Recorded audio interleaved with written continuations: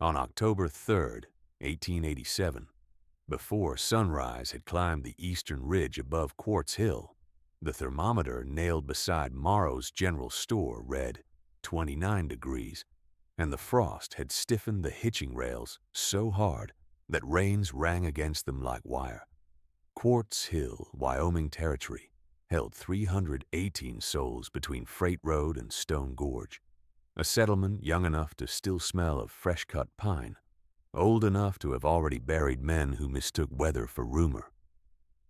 Wagons came in from the east by habit and left by faith, because every trade ledger in town depended on roads that could close without petition or warning. To the south, Red Knife Gorge split the land with a narrow violence of rock and wind, and in autumn the gusts there arrived in long, angled blows that could push a loaded cart half a wheel width sideways. Every house in Quartz Hill knew the gorge. Few respected it. Cody Coleman lived above the livery in 2 rooms beneath a sloped roof of cedar shakes, and those rooms remained arranged as if Elias Coleman might still push through the door at dusk with trail grit on his coat and river mud on his boots. His brush sat on a nail near the basin. His folded shirts stayed in the second drawer. A cracked cup with a blue stripe waited on the shelf beside the stove. Elias had died 20 months earlier at Red Knife Gorge, when spring floodwater struck the ferry line hard enough to shear one upstream anchor from rotten timber and snap a secondary loop that should never have borne full load. The crossing had gone under in less than a minute. The town called it misfortune, because misfortune asked no repairs of men who had looked away. Cody called it preventable failure, and she named its pieces one by one when asked. Anchor depth too shallow, balance uneven on the deck, current misread, weather signs ignored. She was 32, slight through the shoulders, strong through the forearms, and marked by work more than widowhood. Her hands carried the polished hardness of rope burn healed over years, and her face, wind-burned through cheek and brow, had the stillness of someone who listened first for strain in timber, then for strain in speech. She had not come to ropecraft by accident or novelty.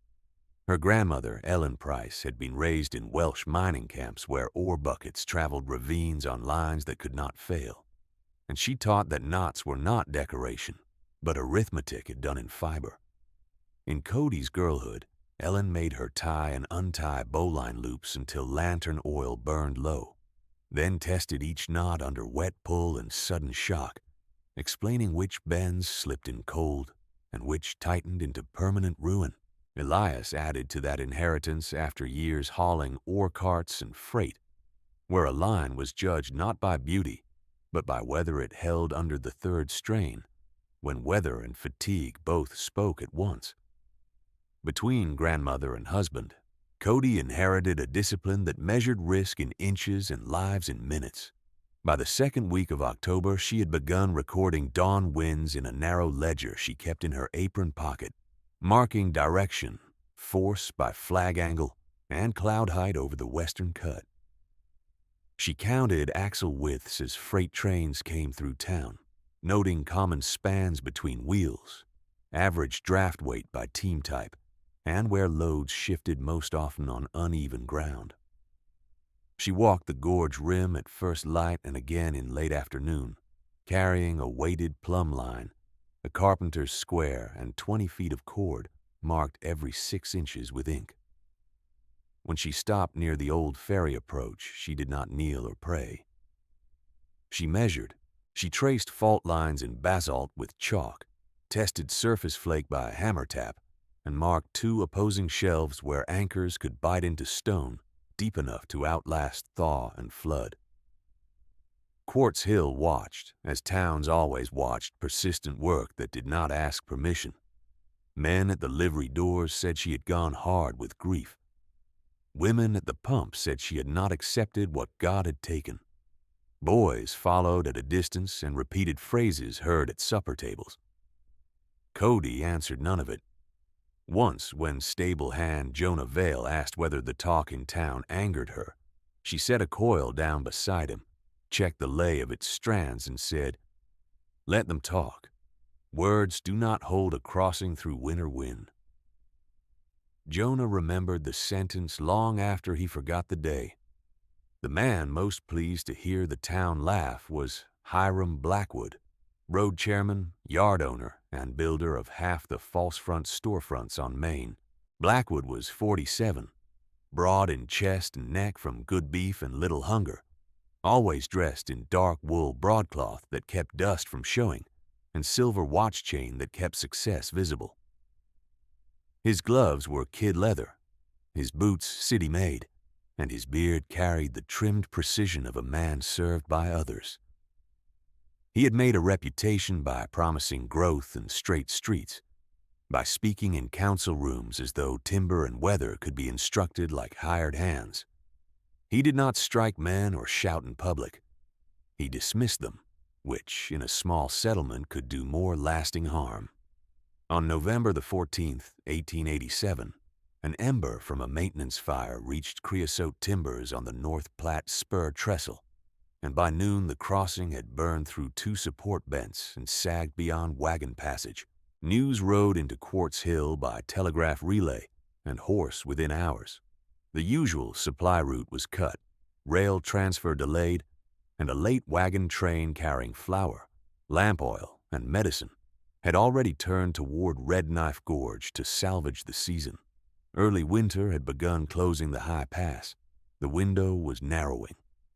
That evening, the town council crowded into the church hall, and Blackwood took the floor before the minister had finished setting the lamp wicks. He declared any crossing at Red Knife before spring to be folly, said no temporary trestle could stand the first hard storm, and called Cody's rope plan a hanging line for fools who have forgotten what wait means. He asked for delay. Delay was granted. Then Cody rose with a roll of paper tied in twine and presented a full design anyway, a woven deck bridge 116 feet from anchor ring to anchor ring, triple main lines of paired hemp, basalt anchors sunk 8 feet where stone-proof sound, side hand lines, and strict spacing by axle weight, so no 2 loaded wagons entered at once. She listed required materials, labor days, and contingency lines for ice. Councilmen thanked her and denied funding.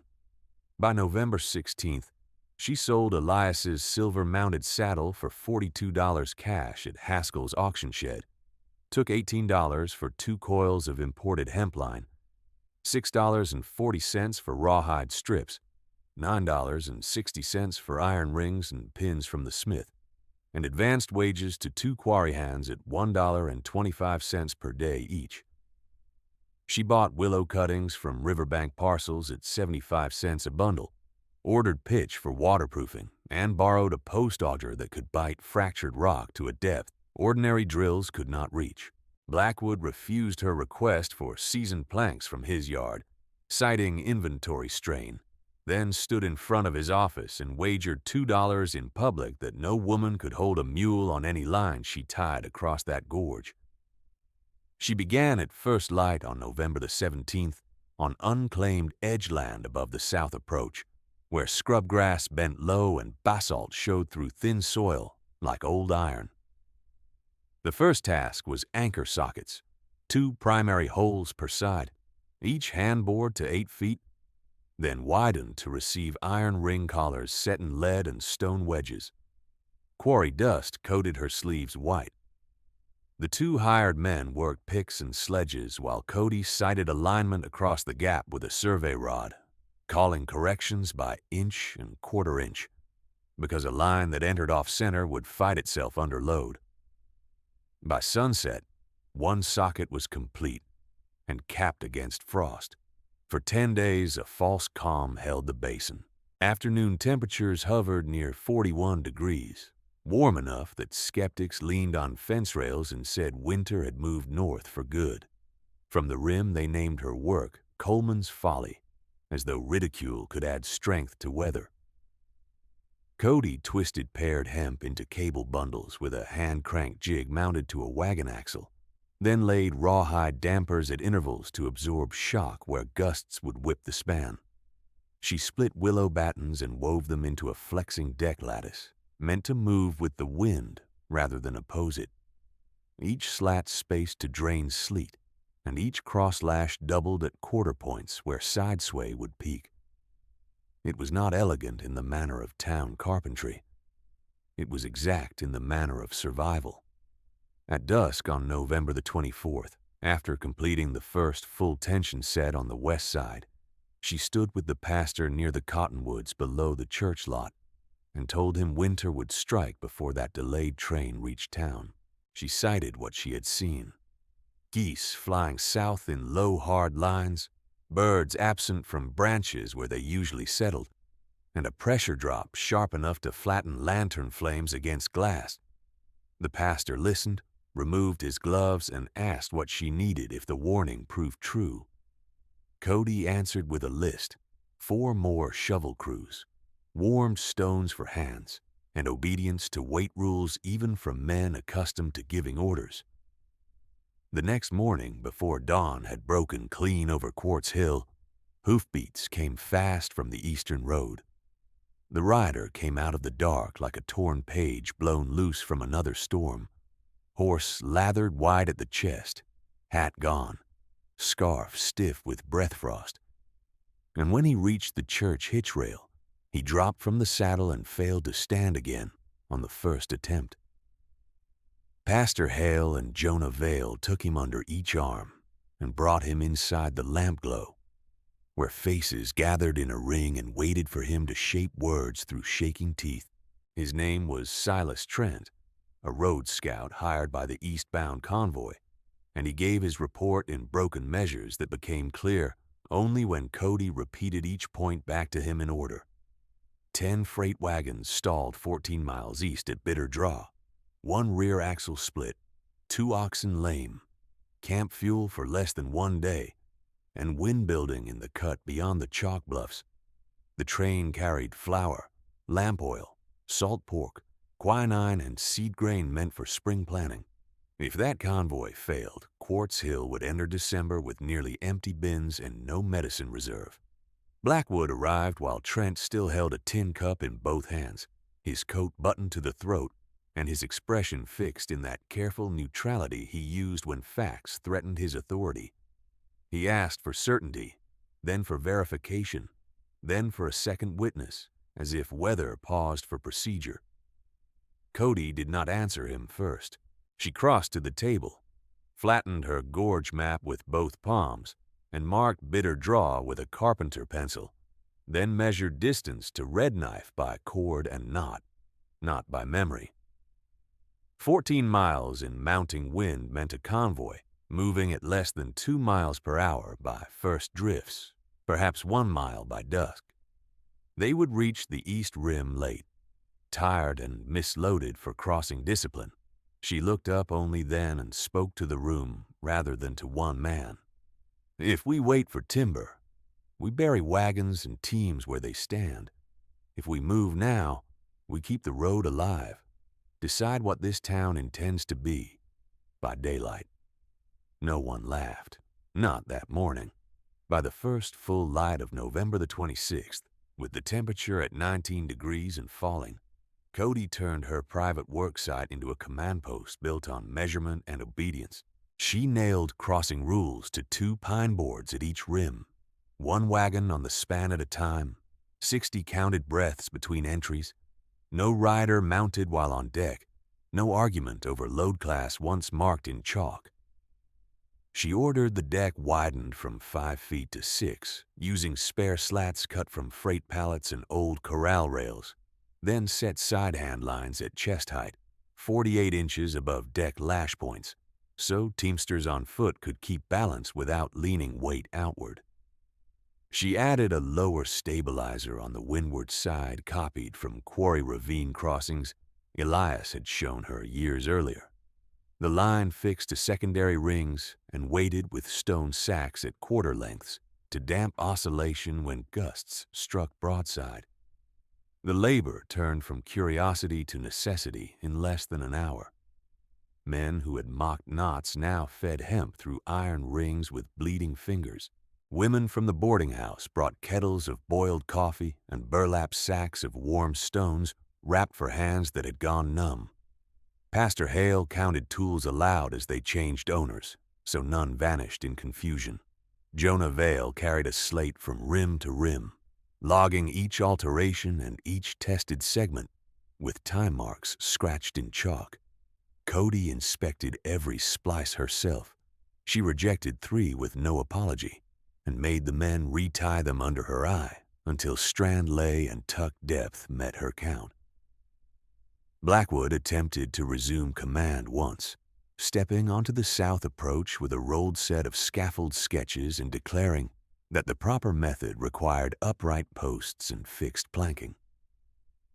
Cody took the papers, folded them once, and returned them to his hand. "Your method begins with trees not yet cut," she said. "Mine begins with lines already carrying load. You may leave, or you may take station at the west marker and enforce spacing. Choose quickly." He stood a long moment with breath smoking in front of him, then walked to the west marker and took the tally stick from Jonah without another word. By noon, the arithmetic that had seemed abstract in council became plain to every household. Morrow's ledger showed flour for 12 days at ration issue, less if freighters came through with extra mouths.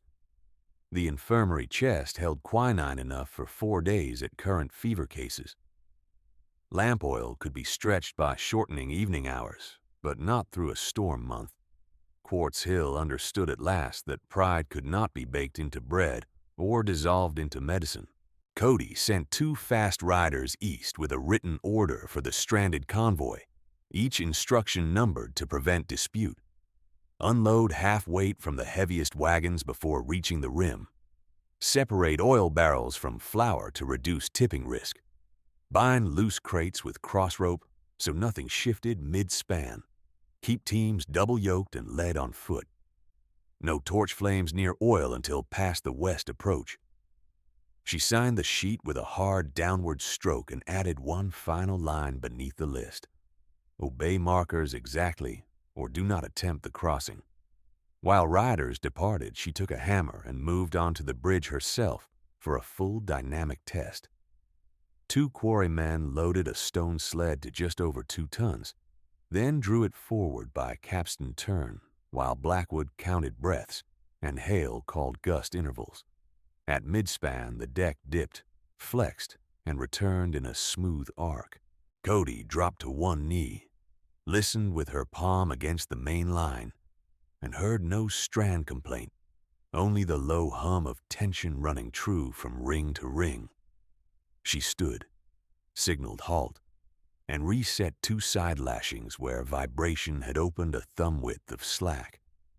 Then she walked back across without looking down. Late that afternoon, the sky hardened to a color that swallowed depth, and the far ridges vanished behind a moving wall of white granules driven ahead of the main front. The wind was no longer a series of gusts. It became a sustained force, pressing coats flat against backs and carrying ice grains that cut exposed skin like thrown sand. Cody ordered trench paths shoveled from both staging yards to the first anchor posts. 1 trench for teams, 1 for foot traffic, each lined with branch markers every 6 feet, so direction would hold after dark.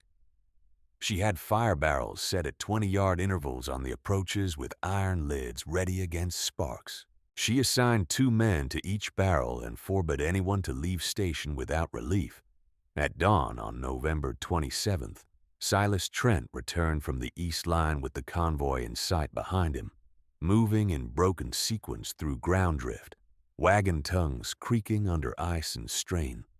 The lead driver, Ezra Pike, came in with beard fully rhymed, gloves stiff as wood, and eyes narrowed by snow glare to slits. He began to explain why he had kept the wagons linked in pairs despite written orders. Cody cut him short with a raised hand and pointed to the chalkboard. "Unlink now. Rebalance now. We cross by rule or not at all." Ezra stared at her for one breath, then nodded and turned to his crew. No further argument followed.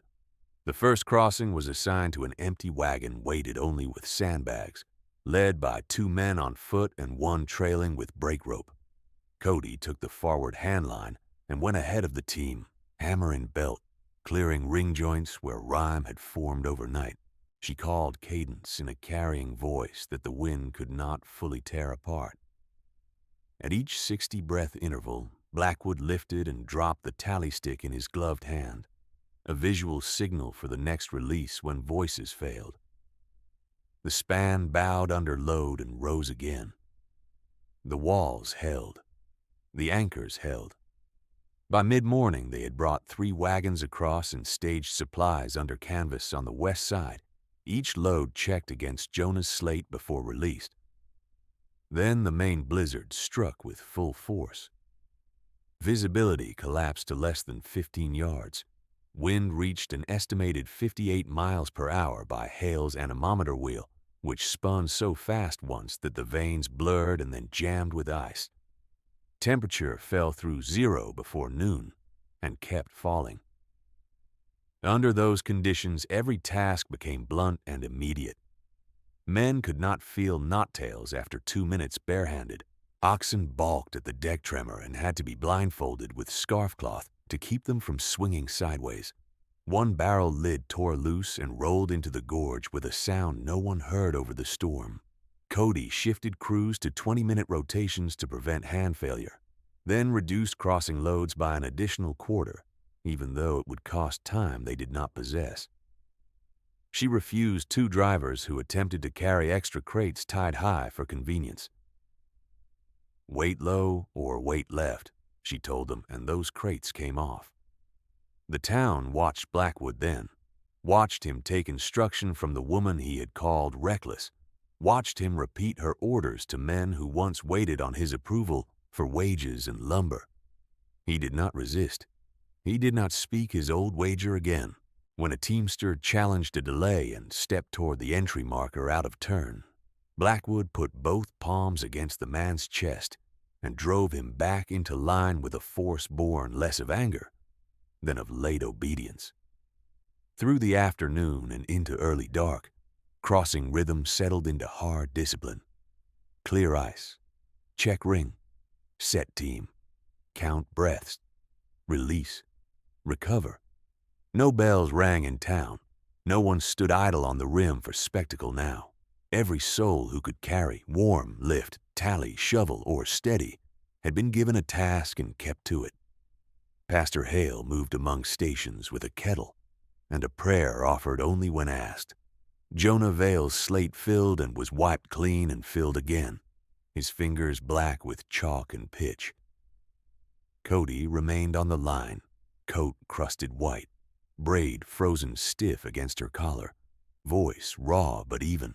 As evening closed around the gorge and lanterns were hooded to preserve flame, the 7th loaded wagon reached the west yard with flour intact and oil unbroken, and a sound rose from the waiting crowd that was not cheering but release, the deep exhale of a town that had seen one lawful order hold against weather that recognized none. Cody stepped off the deck long enough to inspect the south anchor pins by touch, found them tight, and returned to the entry post before anyone could ask her to rest. Winter had not finished speaking, and she had work still in front of her. She checked the south anchor pins a second time by lantern touch, then called for the 8th wagon and ordered the wheel hubs packed with tallow so freezing grit would not seize them mid-span. 2 men held a canvas windbreak while Jonah Vale read off load figures from his slate, and Cody corrected him once, moving 3 flour sacks from rear left to front right until the axle weights came within 40 pounds of balance. The teamster muttered that the difference could not matter in a storm this wild. Blackwood answered before Cody did, repeating her own rule with a flat, public precision that carried to both lines of waiting crews. In weather that kills by inches, inches matter. The men shifted the sacks without another complaint. From that point onward, the crossing ceased to resemble any roadwork Quartz Hill had known. and became a discipline of intervals. At each release, Cody struck the first ring with her hammer and listened for the clear iron note that meant no hidden ice seam had wedged the joint. At midspan, she knelt, pressed her gloved palm against the main line, and judged vibration the way a physician judged pulse. When gusts rose above 50 miles per hour by Hale's frozen wheel estimate, she halted movement for 7 minutes, then sent Blackwood and 2 quarry hands crawling beneath the windward side to lash an added belly line between quarter anchors. They worked with rawhide strips kept warm inside their coats, because cold, stiff hide would crack under sudden load. The added line changed the bridge response at once. The deck still bowed, but no longer snapped sideways in sharp arcs. It moved in slower, recoverable sways. That difference carried wagons alive. An hour after a full dark, with the temperature already near 20 below zero, a drift collapsed at the east approach trench where Alma Reed had been posted to steady foot travelers along the marker branches. She had taught school for 6 winters in Quartz Hill and had written every family name in town in careful script at one time or another. When the drift gave way, she pushed Ruth Morrow back toward the post line and took the slide herself, disappearing into the white cut between trench and rim.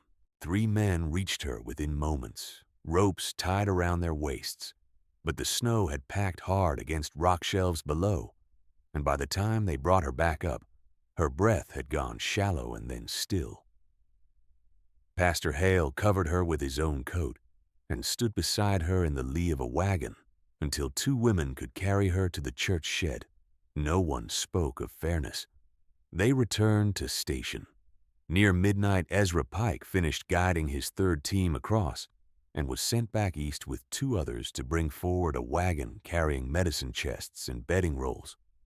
On the return walk, he found an infant in a sling basket, shaking under a thin wrap, while its mother fought the hand line in the gusts, and he took off his heavy canvas coat and wrapped it around the basket, then tied the sleeves across the carrier frame so it would not slip in the wind. He kept only a wool shirt under his slicker for the final pull. By the time the medicine wagon reached the west yard, his fingers had gone pale and rigid, and he could no longer close them around the brake rope. Cody ordered him to the warming fire at once.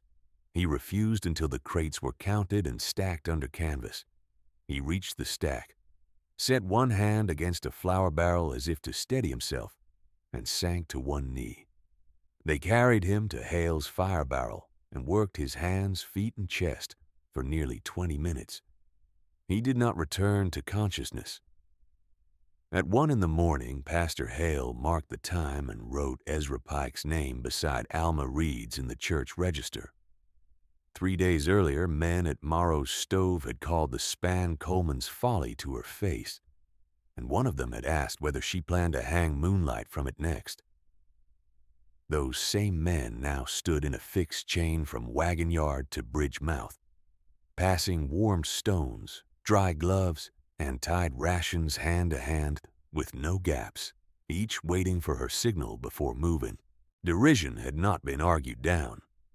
It had been worked out of them by cold, fatigue, and the visible fact of a line that held.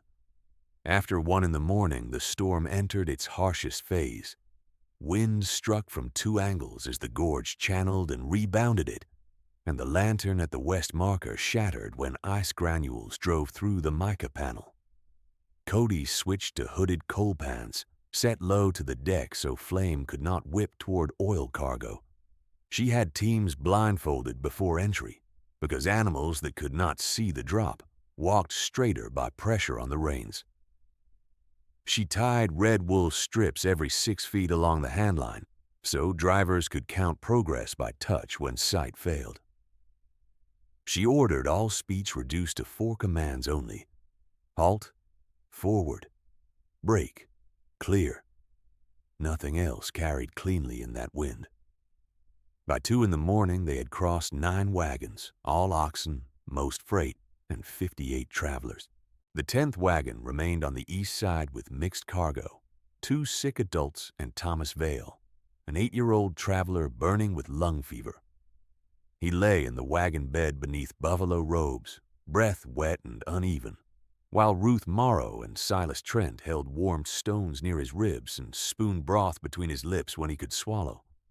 Cody reached the east rim during a brief lull to inspect the last load. She removed 2 oil tins, shifted the medicine chest forward 6 inches, and ordered a crate of cast fittings offloaded to the trench cache so the axle would ride lighter. Hale asked whether the boy could survive the motion. Cody answered with numbers. If this axle breaks on the span, all behind it die. Keep him flat, keep the ropes tight, and we move. At 2:47, while traces were being reset and Blackwood counted spacing breaths into the gale, Thomas's breathing shortened under the robes, paused, and did not resume. Hale checked again, then marked the time at the east post. They did not lift him from the wagon bed. Ruth tucked the wrap tighter under his chin, and Silas cinched the side rail lash so the bed would not jar loose in crosswind. The final crossing began at 3:14 in the morning. Blackwood held the tally stick. Jonah walked the rear brake line.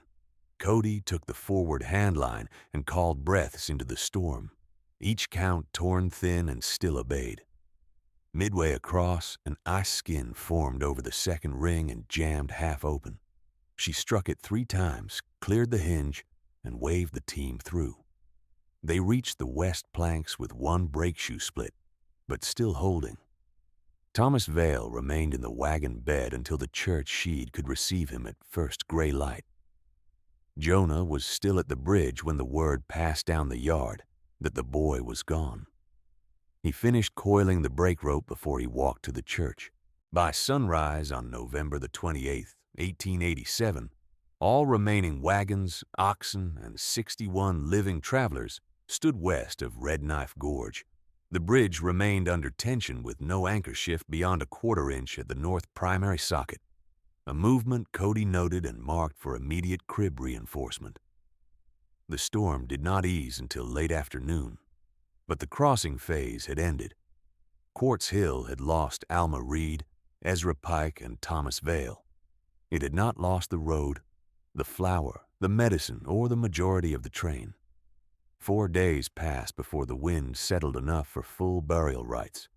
Snow lay to fence-top height in drifts, and men had to cut steps down to the churchyard.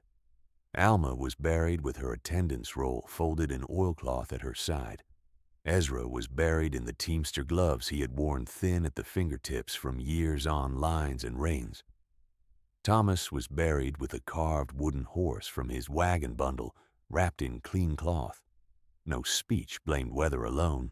In the first week of December, Blackwood resigned as road chair in riding, signed before council and pastor, and placed $42 into the relief fund in the same sum Cody had raised by selling Elias's saddle. He asked no public mercy, and none was offered. He reported to Cody each morning at the gorge with work gloves, shovel, and ledger. Under her direction, crews set stone cribbing at both approaches, chest-high retaining walls filled with angular basalt, backpacked with gravel and frozen clay to resist spring scour. She required each crib cell be tied with cross timbers at 16-inch intervals, not the 24 Blackwood first proposed to save lumber. 16 holds after thaw, she said. 24 settles and walks. The walls were built at 16. By mid-December, when noon temperatures stayed below 10 degrees for a full week, townsfolk began coming to her not with apologies first, but with requests for instruction. Ranch hands asked how to splice in wind. Freighters asked how to read load shift by wheel song. 2 teenage girls, Ruth Morrow and Bess Hale, asked to learn anchor setting and ring maintenance, and Cody accepted them before she accepted most men. She taught with a strictness that did not humiliate and a patience that did not flatter. Every lesson began with measurement and ended with shared labor. If someone attempted praise as payment, she redirected them toward the next task. One evening, as lanterns burned low in the church hall and a class of 12 practiced hitches on pegged rails, Pastor Hale asked whether she wished the town to gather formally and speak what had been said against her in October. Cody finished checking a knot, set the rope down, and answered in the same even tone she had used on the line. Elias had taught her that rope did not care about pride, only strain and honest set. She had not built for vindication. She had built because winter returned whether men learned or not. If Quartz Hill wished to honor the dead, it would keep learning. Hale nodded, and no public confession was staged. The reckoning came instead by accumulation. Men who had laughed at the rim took dawn shifts checking anchor frost. Women who had repeated the old nickname corrected it when children used it in play. Blackwood, once careful to keep his gloves clean, hauled stone until his palms split and healed rough. In ledgers, in shop talk, in planning meetings, the phrase changed. What had been called Coleman's folly became built like Coleman, and in Quartz Hill that phrase came to mean overbuilt, where lives depended on it. 3 years later, the town recorded 347 souls and a winter ration reserve calculated for 60 days rather than 12. The bridge itself was renewed each autumn and stripped to main lines each spring, with anchor sockets inspected by trained crews under Cody's standards. Ruth Morrow and Bess Hale ran those inspections by 1891, carrying her old ledger and adding their own columns for ice loading and wind angle. Freight captains from 2 neighboring settlements paid for instruction and copied the marker rules at their crossings. Decades passed. Timber storefronts were replaced, then replaced again. A steel truss finally rose above Red Knife Gorge in 1919, riveted and painted, engineered by men with schooling and transit maps far beyond anything Quartz Hill had possessed in 1887. They kept Cody's anchor points. The basalt sockets still proved true. In the town hall, one preserved beam from the rope approach remained mounted above the council table, carved with words adopted as policy rather than ornament. Measure twice, share always. The gorge is still crossed. The wind still comes angled through stone. In Quartz Hill, old families tell young hands that survival on frontier ground was never won by pride, nor by wealth, nor by the loudest chair in council, but by disciplined work offered freely when neighbors were weakest. They still use the phrase built like Coleman, and they mean a thing made strong enough to carry more than its own weight. In January 1922, that meaning was tested again. On the 6th day of the month, with dawn temperature at 11 degrees below zero and a pressure fall of nearly 9/10 of an inch in 12 hours, a Chinook gust front slammed into lingering Arctic air above Red Knife Gorge and turned ordinary winter into a rotating wall of ice grit, freezing rain, and crosswind that struck from south and west at once. The steel truss stood where engineers had placed it in 1919, rigid and proud over the old line. But the timber approaches that fed it were younger, cheaper, and laid by contract crews who trusted schedule more than depth. By noon, wind touched 52 miles per hour at the rail mast and kept climbing. The county mail sleigh reached the east bluff and turned back with one runner split. Freight teams already committed to the approach could not retreat without jackknifing on the grade, so drivers tried to press forward over planks now varnished in clear ice. The first wagon made the deck and drifted half a lane before the lead oxen lost footing and dropped to their knees. Men cut traces to keep the animals from dragging the wagon broadside into the guardrail. 2 wagons behind, a tongue chain snapped, and an oil crate slid off to shatter below. The truss did not fail, but movement stopped. A bridge that could carry tons could still be closed by inches.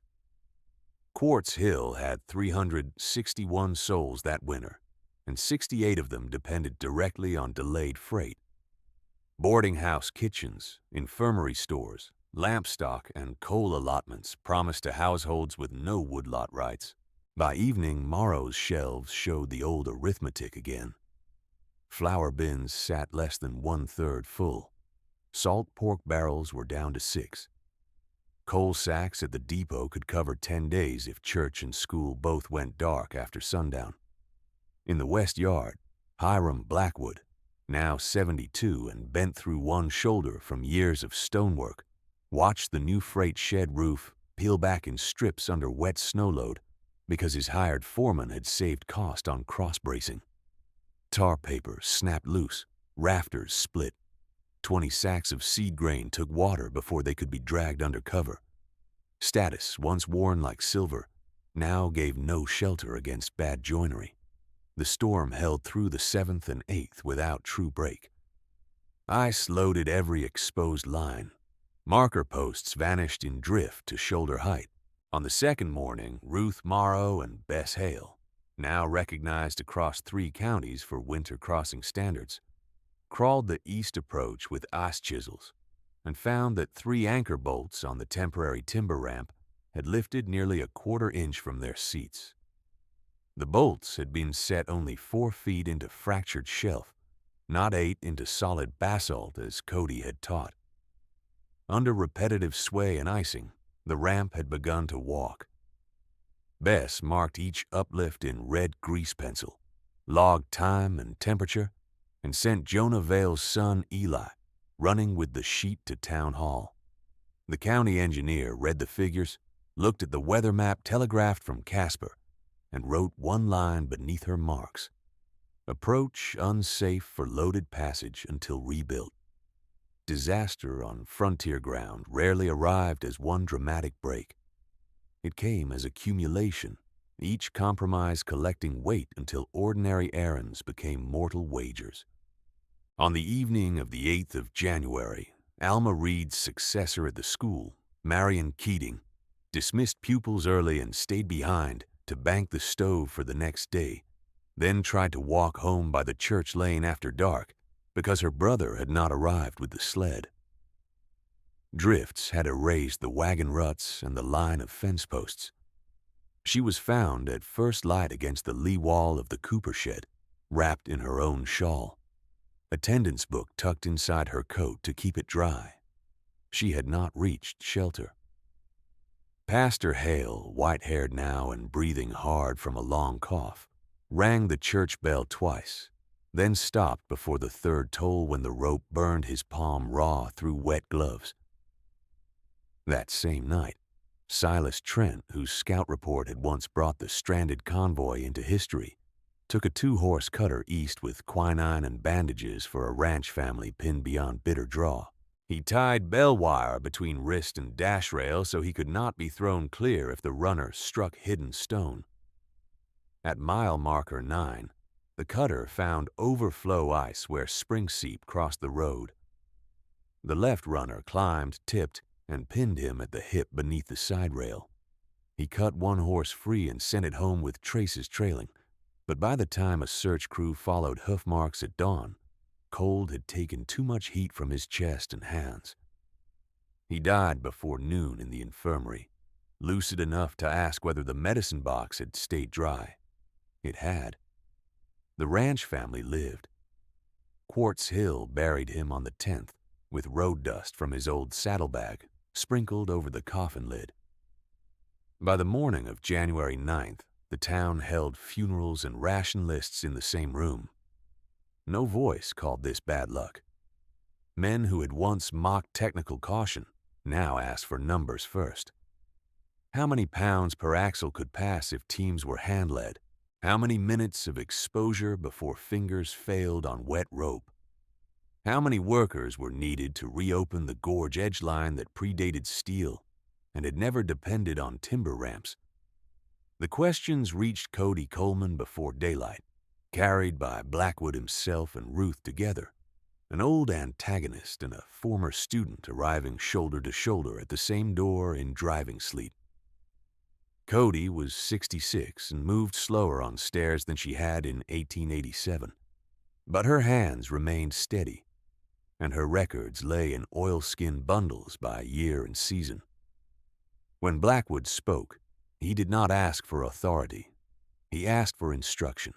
The county ramp was unsafe, the steel deck icing faster than crews could chip, and 3 freight wagons with flour, coal, and lamp oil waited east with teams already weakening. "We need the old line," he said. "Not for pride, for passage. Tell us where to begin." She took no pause for theater. She opened the 1891 ledger, turned to the anchor map for emergency winter use, and assigned work by capacity, not reputation. Ruth and Bess would inspect the original basalt sockets and test ring soundness by hammer note. Blackwood would organize 12 shovelers for trench recovery, 6 per side, rotating every 18 minutes with warmed gloves staged in dry sacks. Eli Vale and 2 depot boys would carry red wool strips, coal pans, and spare rawhide lashings from church shed to south rim. Pastor Hale would keep names and times at the entry posts and release no load without written weight on slate. Cody herself would oversee line setting and final go or no-go decisions at midspan. She demanded one condition only: no debate once a call was made. By noon that day, the old emergency span corridor had been cut out of drift and remarked with poles every 6 feet, just as her rules still required. The original basalt anchors, set deep in 1887 and maintained by generations she had trained, rang true under test. 2 secondary rings had rust scale and were replaced. One belly line showed fiber glazing from age and was retired on the spot, tagged, and moved to town hall for instruction on wear patterns. Nothing was left undocumented. While wind drove sleet in horizontal sheets, Cody stood in a canvas lean-to at the south post and recalculated allowable load in wet conditions, dropping dry weather limits by 30% and prohibiting mixed oil and coal on the same crossing to reduce ignition and shift risk. The first rescue movement began at 2:14 in the afternoon. It was not a full wagon, but a stripped running gear carrying coal sacks tied low and centered, hand-led by 4 men in pairs, with brake ropes fore and aft. At 60 counted breaths, Blackwood raised the tally stick and released them. The deck dipped, recovered, and held line. The second passage brought flour in half loads. On the third, a gust drove sleet so thick that sight ended at 10 feet, and Cody ordered halt mid-operation, cruise down, coal pans shielded, all hands prone on windward side until the burst passed. No one contested. They resumed when she tapped twice on the ring, the signal for clear hinge motion. Through that long afternoon, Quartz Hill saw again what disciplined preparation looked like under pressure. The steel span remained closed and glittering with unwalkable ice, while the older, humbler emergency system carried life one measured interval at a time. Blackwood's shed stood roofless in the background, seed grain steaming where wet met cold, a public monument to corners cut. On the bridge line, even men with county titles waited for Ruth's chalk marks before placing a boot on deck. The authority had moved, not to whoever owned lumber, but to whoever respected load, weather, and sequence. At dusk, a 4th freight unit attempted to enter with undeclared extra barrels hidden beneath a tarp. Pastor Hale stopped the team, read the posted limit, and sent 2 barrels back to the trench cache despite angry protest from the driver. 10 years earlier, that protest might have carried the day. Now the crew around him stood silent until he obeyed. Procedure, once ridiculed as fussing, had become communal law written by laws. Night settled early under storm cloud. Coal pans cast low orange circles on ice crust and rope fibers. Cody crossed twice with hammer and awl, clearing ring throats and checking lash tails by touch. On the second pass, she paused at midspan, looked once toward the church bell tower barely visible through sleet, and then signaled forward. By 11:08 that night, all 3 stranded freight wagons had reached west ground in reduced loads, teams uninjured, critical stores intact. The emergency line was closed at 11:40 for maintenance, with guards posted until dawn to prevent unauthorized crossing. When morning came on January 10th, temperature had climbed to 6 degrees above zero, and the main storm front had begun to move east. Town Hall recorded inventories. Flour reserve restored to 24 days at ration issue, coal to 18, quinine to 11. The infirmary lamp stayed lit. The school stove was rebuilt and fired by noon. Marion Keating and Silas Trent were mourned in full, and their names were entered beside Alma Reed, Ezra Pike, and Thomas Vale in the same register, not as symbols but as specific lives whose absence carried instruction. Before crews dispersed, Blackwood submitted a written order transferring county funds from decorative street grading to permanent stone approach works, with anchor depth set at 8 feet minimum into verified sound rock, and all winter crossings subject to Coleman standards. He signed first. Ruth signed as inspector. Bess countersigned for maintenance. Cody accepted the paper, read each line, and handed it back for filing without comment on past insults or present praise. Help had been sought. Help had been given. The line had held because preparation had been shared, and because, in the cold arithmetic of frontier survival, generosity remained the strongest structure Quartz Hill had ever built.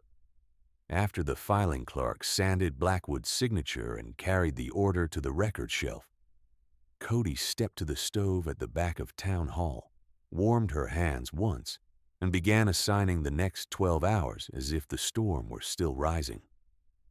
Flour from the recovered wagons went first to the boarding house kitchen and infirmary, then by Wade's sack to households with infants, invalids, and elders living alone. Coal was issued by ledger line, not by status, and each allotment was marked with delivery hour, so no team doubled back through confusion. She sent Eli Vale and 2 depot boys to her own storage room above the livery for the reserve she had kept without announcement. 12 jars of rendered tallow, 4 sacks of dried beans, smoked trout wrapped in waxed cloth, and 2 barrels of split kindling protected from damp in pitch-lined bins. Modest stores gathered over seasons entered circulation beside county freight bought at public cost.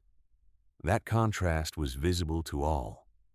By the second night after the crossing reopened, the church hall had been converted into a heated workroom.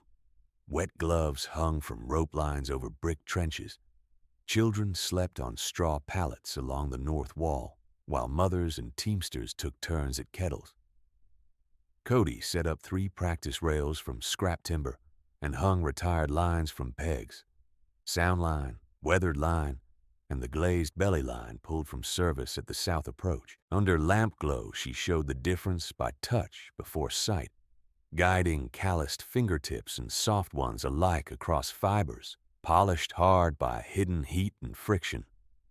"This shine is warning," she said, "not strength." Men who had spent fortunes on steel fittings leaned over a salvaged rope to learn what failure felt like before it snapped. 3 days passed before the county engineer returned from Casper with draft language for winter crossing ordinances. He arrived with stamped paper, 2 assistants, and boots too clean for the roads he had crossed. He expected to inspect damage and issue instruction downward. Instead, he found Ruth Morrow and Bess Hale at the south rim with updated maintenance logs, wind-angled tables by hour, and replacement records cross-referenced to load class. He read in silence for nearly 10 minutes, then asked who had trained the inspectors. Ruth pointed to Cody without ceremony. The engineer copied her anchor depth standard at 8 feet minimum into verified sound basalt and added a requirement for quarterly pull tests on all secondary rings.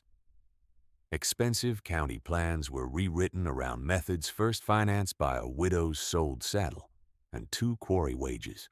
On January 14th, with noon temperature at 18 degrees and sky finally clear enough to show ridge lines again, Pastor Hale posted notice of a town meeting for all households after supper. No one called it a hearing. No one called it a celebration. Souls came anyway, filling the church hall until men stood in the rear aisle, and women sat two to a bench with children on their laps. Cody arrived last, set her gloves on the window ledge, and stood near the stove rather than at the front rail. The reckoning began without stagecraft. Morrow, whose ledger had once recorded her purchases with a doubtful frown, rose first and spoke toward the room. He repeated his own words from years earlier, that she was tying grief into rope and calling it engineering, and he named them wrong. He described opening his bins during the January closure and understanding that arithmetic had no use for ridicule. He announced a standing policy for his store, one shelf of winter reserve held in common under inspector seal, to be rotated yearly and released by need list, not by cash first. When he sat, no one applauded. They listened for the next voice. Blackwood stood slowly, one hand against the pew back. Age had narrowed him, but his voice carried.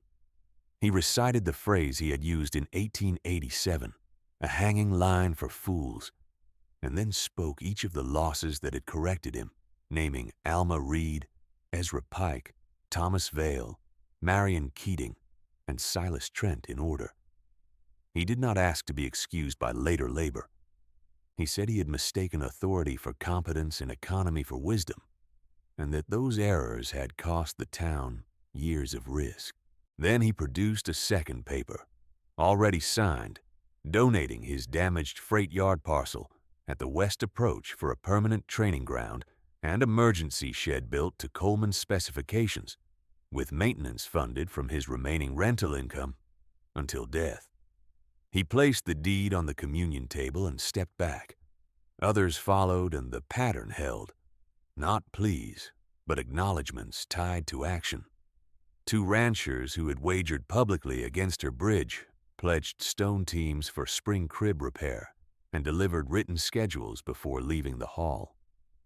A councilman who once blocked her funding vote proposed a bylaw requiring hazard review by trained inspectors before any road contract could be awarded. 3 women from families that had repeated the old nickname in kitchens and wash lines announced a winter apprenticeship rota for girls and boys together, ending the old habit of teaching load judgment only to sons. Each statement quoted a past, slight plainly, then named the correction in labor, money, or rule. When the last speaker sat, Pastor Hale turned to Cody and asked whether she wished to answer them. She did not move at once. She looked down the benches where faces held shame, fatigue, and a kind of guarded hope. When she spoke, it was neither soft nor severe, but measured as a line pulled true. "Forgiveness is not a receipt I can stamp for all accounts," she said. "Some of what was said to me was careless. Some was cruel. More costly than either was what was ignored while weather gave warning. If you ask whether words wounded, they did. If you ask whether I built to stand above you now, I did not. Elias taught me that rope serves weight, not pride.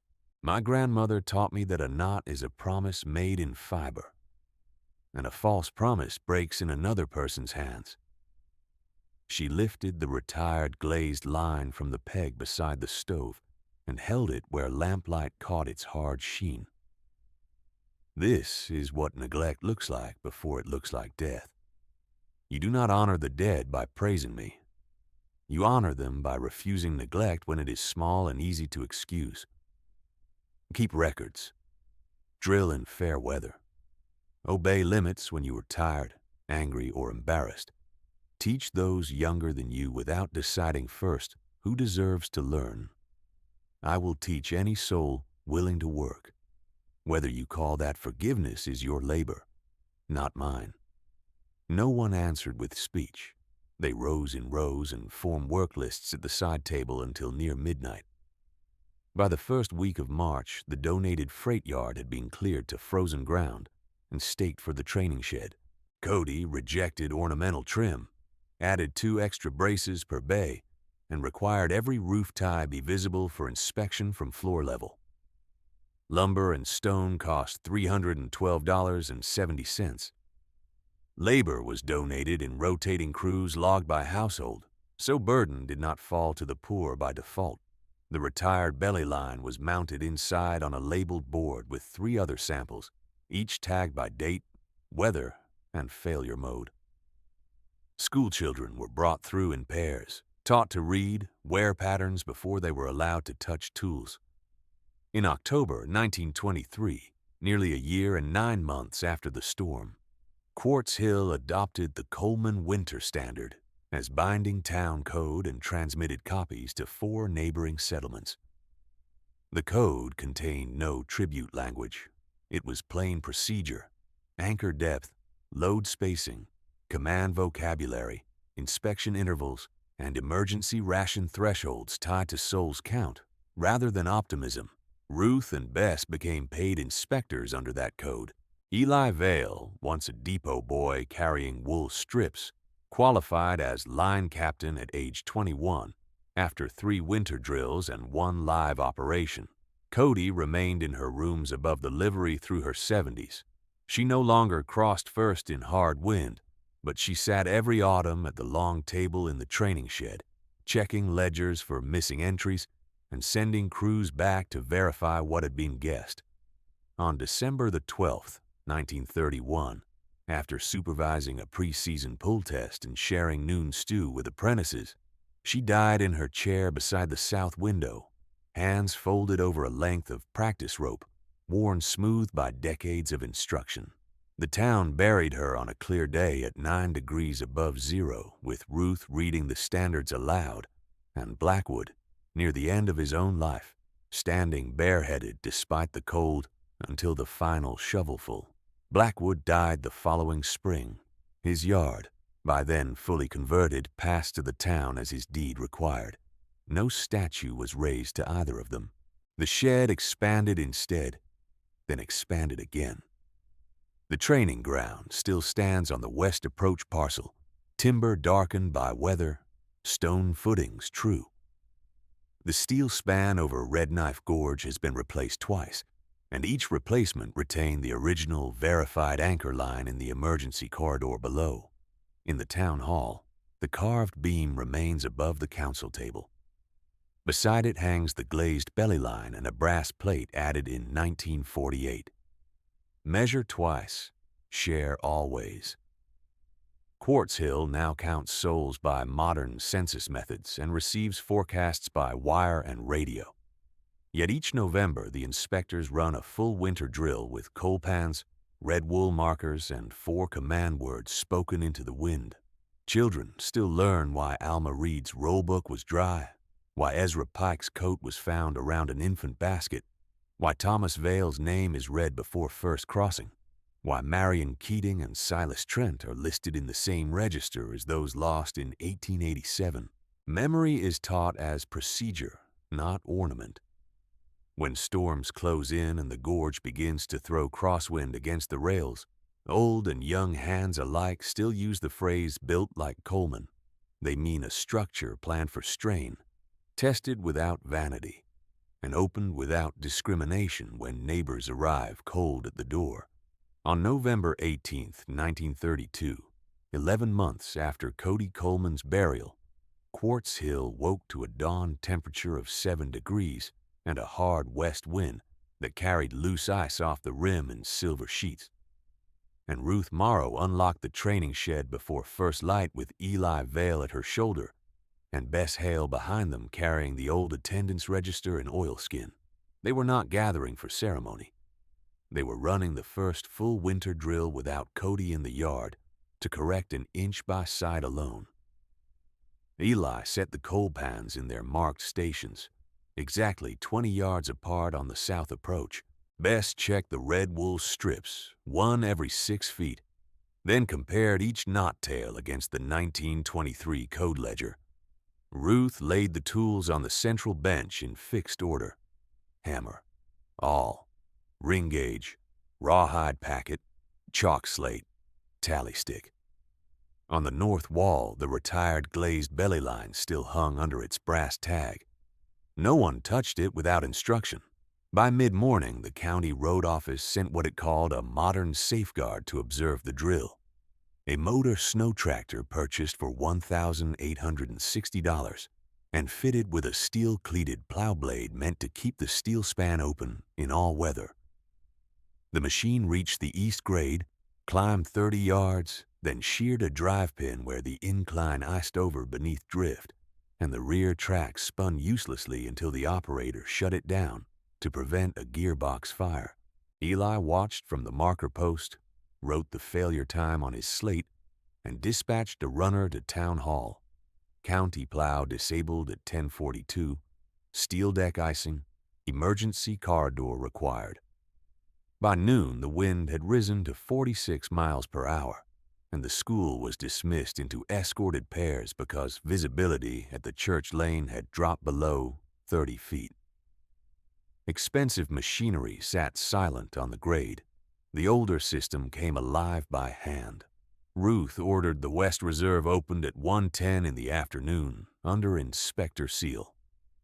The shelf policy Morrow had pledged years earlier was no longer promise but rule, and the key turned only in the presence of 2 witnesses and 1 ledger. Flour sacks were weighed to the pound and moved first to the infirmary kitchen. Coal allotments were stamped by household count and delivered by sled. From the loft above the livery, where Cody had once kept private stores, Bess and Eli carried down the last sealed barrel of split kindling and the 2 final jars of rendered tallow remaining from the January 1922 Public Reserve issue. Bess logged each item aloud before issuing it. Nothing vanished into rumor. At the church hall, younger apprentices practiced ring clearing on retired hardware, while mothers stirred broth and old freighters taught boys and girls together how to keep bare skin off frozen iron. Rescue and teaching happened on the same floorboards, as Cody had always required. The first live crossing order came at 2:36, when a ranch sled with quinine and lamp chimneys waited at the east trench and the steel span remained closed by ice glare. Eli took line captain's station. Ruth stood at the south post with the go ledger. Bess moved to midspan with hammer and awl. They sent no load until all 3 signed the slate and chalk. At 60 counted breaths, the sled entered. At 120, it reached the second ring where sleet had begun to glaze the hinge throat. Bess cleared the ice in 2 strikes, called forward, and the sled came through. 2 more half-load passages followed before dusk, each one recorded with minute marks and wind angle. No one argued limits. At 5:20, Pastor Hale, now too frail to shovel but still exact with names, read the posted rule to a driver who had hidden extra kerosene beneath canvas. The driver unloaded in silence. That evening, with the storm easing and the corridor closed for maintenance, the town meeting assembled by posted notice in the same hall where Cody had once answered hard words. There was no raised platform and no applause. Ruth opened the register and read the old derisive name aloud exactly once, then closed the page and said it would not be spoken again except for instruction. She called each household representative to the front table, where they were required to do 3 things in order: state 1 failure their family had made in past winters, name the correction now in practice, and sign the annual responsibility roll for inspections, trench duty, reserve rotation, and apprentice teaching. Morrow's son admitted that his father had once rationed by debt status and declared the modern shelf would remain need first under seal. A ranch widow acknowledged that her household had skipped 2 spring crib checks in 1930 and pledged labor plus stone team for the missed work before thaw. Eli read the county report on the disabled motor plow and logged the outcome. Repaired in Casper, retained as secondary aid only, never primary winter plan.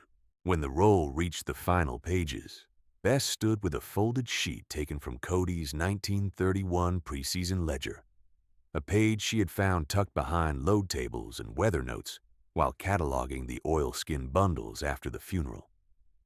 The room went still before she read, because no one in Quartz Hill mistook handwriting for relic when it still carried instruction. Cody's words were dated November 2nd, 1931, and written in the same compact script she used for anchor depths. She had addressed them to whoever keeps the line after me. You will be praised when weather breaks and blamed when weather turns, and neither changes the weight on a span. Keep your measurements clean. Keep your records where any honest hand can read them. Do not build a private gate out of public knowledge. If a soul arrives cold, afraid, or ashamed, put work in that soul's hands before you ask for explanation. Pride has its own appetite and cannot be fed enough. Duty is simpler. Tie what must hold. Share what can be spared. Teach the next pair of hands before your own begin to shake. No one treated the reading as absolution. They treated it as assignment. The signatures resumed and continued until the last line was filled. 3 days later, on November the 21st, the storm had passed east, and the sun struck clear off the gorge walls, and Ruth, Bess, and Eli opened Cody's old rooms above the livery for final catalog under council witness. They did not strip the place for sentiment. They accounted for each item and gave it function. Elias's brush, still on its nail, was placed in a shadow box at the training shed beside his ore-hauling knot diagram, so apprentices would remember where one half of the method came from. The cracked blue-striped cup was moved to the shed stove shelf and put into daily use for inspection coffee, because Cody had rejected ornamental grief. The folded shirts were cut into clean shop rags for ring oiling and chalk wiping. The Wynn ledger from October 1887 went to Town Hall Archives in a fire tin with duplicate copies sent to county records by registered post. Nothing remained suspended as if the dead might return for it. Everything was put into service. In the spring of 1933, before ordinance language was finalized, Pastor Hale requested a records reconciliation on the disputed Vale casualty line, and Ruth and the county clerk reviewed the 1887 burial ledger against church rolls, wagon manifests, and the Storm Week grave markers. The archive note was entered in both books under inspector certification. Thomas Weil, confirmed memorial casualty entry. The county winter ordinance was then amended a final time to include mandatory dual signature reserve release, apprentice parity for girls and boys, and annual public reading of the names Alma Reed, Ezra Pike, Thomas Vale, Marion Keating, and Silas Trent before the first drill. Ruth signed as chief inspector. Bess signed as training master. Eli signed as line captain.